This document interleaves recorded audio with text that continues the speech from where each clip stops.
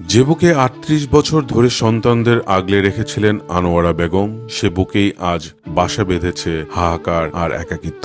৩ সন্তানের জননী হয়েও কপালে জুটেনি এক টুকরো ভিটেমাটি, বরং সন্তানদের অবহেলা আর অবজ্ঞায় রাস্তার পাশে একটি ছোট ভাঙা ঘরে অনাহারে দিন কাটছে তার। শরীরে বাসা বেঁধেছে নানা রোগ, সোজা হয়ে হাঁটতে পারেন না আনোয়ারা বেগম। অথচ গেল কয়েকটা বছর আগেও কি আনোয়ারা ভেবেছিল শেষ বয়সে তাকে থাকতে হবে রাস্তার পাশের এই ভাঙা ঘরে? এখানকার ছেলে আছে, মেয়ে আছে, এরা কেউ দেখাশোনা করে না। আর বাপের বাড়ি হয়েছে এখানে, ভাইও দেখে না, ভাই বউ দেখে না। এই অভাগিনী মায়ের কষ্টের আত্মচিৎকার যেন থমকে দিয়েছে টাঙ্গাইলের গোপালপুরের পৌর এলাকার ভুঁইয়াপাড়া গ্রাম। কত বছর যাবত থাকি? মেলা বছর ধরে থাকি। এই জায়গায় এই যে বলেন কত বছর? তাতে 20 বছর হবেনি।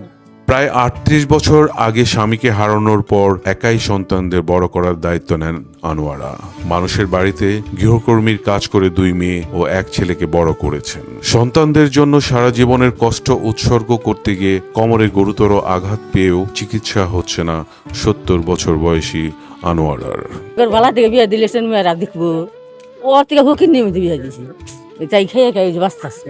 অর্থের অভাবে চিকিৎসা করাতে না পারায় যখন কর্মক্ষমতা হারিয়ে ফেলেন আনোয়ারা, তখন পাষণ্ড সন্তানেরা মাকে ছেড়ে ব্যস্ত হয়ে পড়ে নিজেদের সংসার সামলাতে।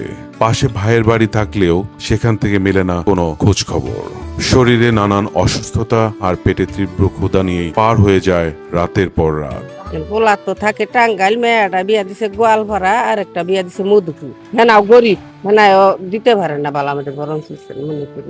অসহায় এই মায়ের কষ্ট দেখে স্থানীয় কয়েকজন যুবক রাস্তার পাশে একটি ছোট্ট ঘর নির্মাণ করে দেয়, কিন্তু সেই ঘরে বেঁচে থাকার জন্য প্রয়োজনীয় সামগ্রী না থাকায় বৃদ্ধ বয়সেও কঠিন লড়াই চালিয়ে যাচ্ছেন 3 সন্তানের এই জননী।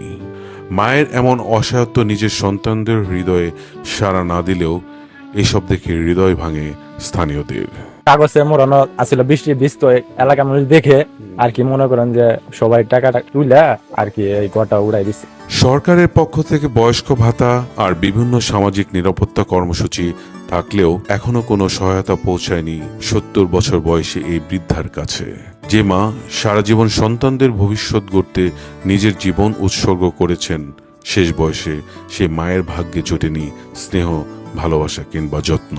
গোপালপুর উপজেলা নির্বাহী কর্মকর্তা মঞ্জুরুল মোর্শেদ জানান, আনোয়ারার এই করুণ অবস্থা দেখে মর্মাহত তিনি নিজেও। দ্রুত এই প্রয়োজনীয় ব্যবস্থা নেওয়ার আশ্বাসও দেন তিনি। এনআইটি না থাকার কারণে ওনাকে বৃদ্ধ ভাতার আওতায় আনা যাচ্ছে না। আমরা আসলে তাকে কিভাবে মানবিক সহায়তার আওতায় আনা যায় আমরা আসলে দেখছি। এদিকে আনোয়ারা বেগমের এমন মানবেতর জীবনযাপনের বিষয়ে অবগত না থাকায় কোনো ব্যবস্থা নিতে পারেনি বলে জানান টাঙ্গাইল 2 আসনের সংসদ সদস্য আব্দুস সালাম পিন্টু। তবে যত দ্রুত সম্ভব প্রয়োজনীয় সহযোগিতার ব্যবস্থা করা হবে বলেও জানান তিনি। আমরা কিন্তু নতুন করে বৃদ্ধ ভাতা, তারপরে এই যে পঙ্গুদের ভাতা, এগুলা চালু করা হচ্ছে আর কি। আর আমি ইতিমধ্যেই কিন্তু কতগুলা ক্ষতিগ্রস্ত লোকদের ঘর তৈরি করে দেওয়ার ব্যবস্থা করেছি। তো আপনারা যেহেতু নলেজ দিলেন, আমি দেখব এবং তার যাতে প্রয়োজনীয় ব্যবস্থা হয় আমরা চেষ্টা করব। সোহেল শরীফ, 1 নিউজ, টাঙ্গাইল।